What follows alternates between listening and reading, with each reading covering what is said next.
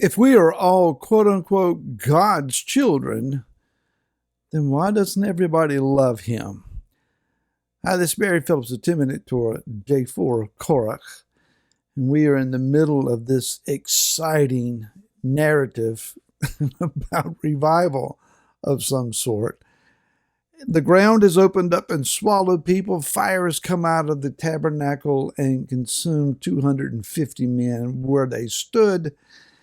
Yah has shown up, and man, was he ever mad. But you would think that in the aftermath of smoking remnants of garments and the echoing cry of people being swallowed into the bowels of the earth, probably no one slept very well that night. They were probably all kneeling by their cots or pallets of whatever they slept on and were repenting, right? Well, in Numbers chapter number 16, it says, verse 41, but all the congregation of the children of Israel grumbled against Moshe and against Aaron the next day, saying, you have killed the people of Yahweh. And it came to be, when the congregation assembled against Moshe and against Aaron, that they turned toward the tent of appointment, and see, the cloud covered it, and the esteem of Yahweh appeared. And Moshe and Aaron came before the tent of appointment, and Yahweh spoke to Moshe, saying, and I could almost hear him saying this through, figuratively speaking, clenched teeth and almost a growl of a voice, arise from the midst of this congregation, and let me consume them in a moment. And they fell on their faces. Yah is mad. Now, wait a minute. But he loves everybody.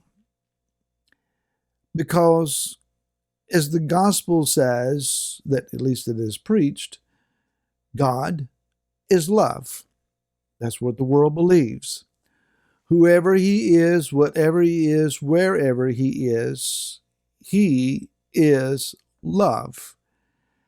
And he wants us to know that he loves us and that he loves everybody. So whoever we meet, that person is loved, so we're supposed to love them too. And so if we will all just agree together that God, whoever he is love, and if we all just love one another, we will have what every beauty contestant has ever dreamed of: world peace. It's not going to happen that way. And I think you know that.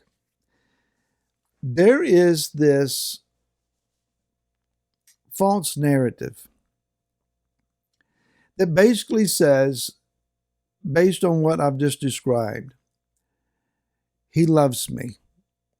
And all I have to do is love him back and live a good life. And if you will do that, if you will be loving and love-giving and just be good to people, that's all that is ever asked. Just love and be good. But these people, they had a problem with this doctrine.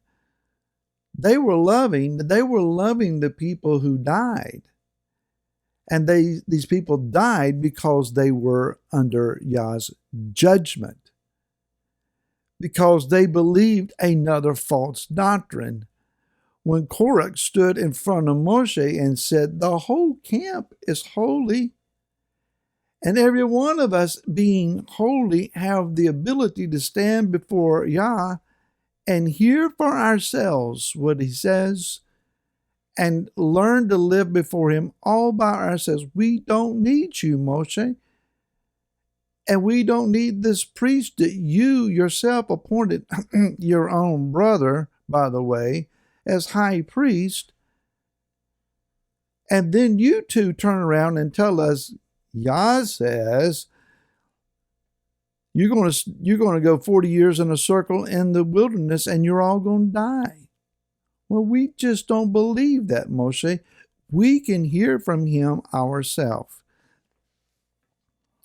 As long as the prophets are prophesying peace and prosperity, if I can say it right, as long as everybody is golden, as long as every sin is instantly forgiven, and there are no consequences and there are no issues to deal with, if we will just love the way we've been loving and learn to love him more and to learn to love others more, and matter of fact, we just need to learn to love ourselves and accept ourselves for who we are. Let's stop beating up on ourselves and stressing over ourselves and just realize that we are who he made us to be.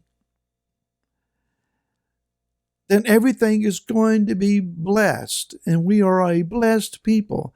And Yah says, phooey and hooey on your doctrine, because it's not true. I still demand righteousness and set apartness, because those who approach me, they must be set apart. I will be set apart by you.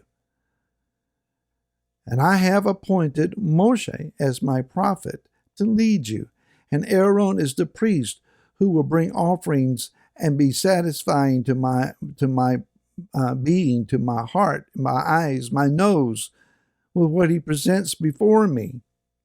This I have ordained.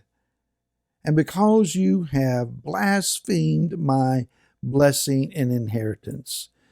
Yah's root anger here is that they were calling him a liar and then claiming that they could hear his voice for themselves and determine who they thought he is, and what he would say to them.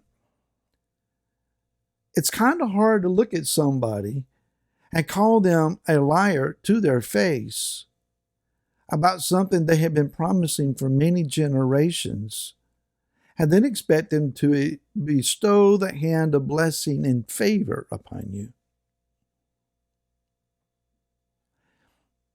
The issue comes down to man believes himself to be right, and the Creator, Elohim, Yahweh of Israel, ought to agree with us.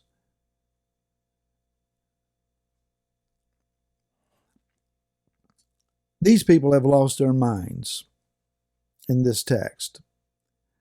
And I used to talk about how that they had audacity to stand up and point fingers and accuse Moshe and Aaron here. I think it goes beyond audacity. I think it's insanity. And you would think, well, that was then. We're more mature and more developed now. Well, if we go over to the book of Revelation, which is still a futuristic book, and we come over to chapter number 16, when Yah pours out bowls of his woes and wrath upon the earth. The first one is poured out, wicked swords come upon the people. The second one's poured out, the sea became blood. The third messenger pours his out, the rivers and fountains of water, they become blood. And the voices of the messenger who pours this out is saying, you are righteous, O Yahweh, the one who is, who was, and who shall be, because you have judged these. And then it says that the fourth messenger poured out his bowl on the sun. It was given to burn men with fire. And they were burned, men were burned with great heat, and they blasphemed the name of Elohim, who possesses authority over these plagues, and they did not repent to give him esteem. The fifth messenger pours out his, and the throne of the beast and his reign became darkened, and they gnawed their tongues in pain, and they blasphemed the Elohim of heaven for their pains and their sores, but they did not repent of their works. You would think that when judgment is given, that men would recognize, we have erred, we have sinned, let us repent, let us turn from our ways. Do not be shocked in days that are yet to come, when grievous times come upon the earth, and instead of repenting, men shake their fist at Elohim and are angry. You did not agree with us. For man still believes himself to be his own God. We'll report more of these things to you again tomorrow. Until then, shalom.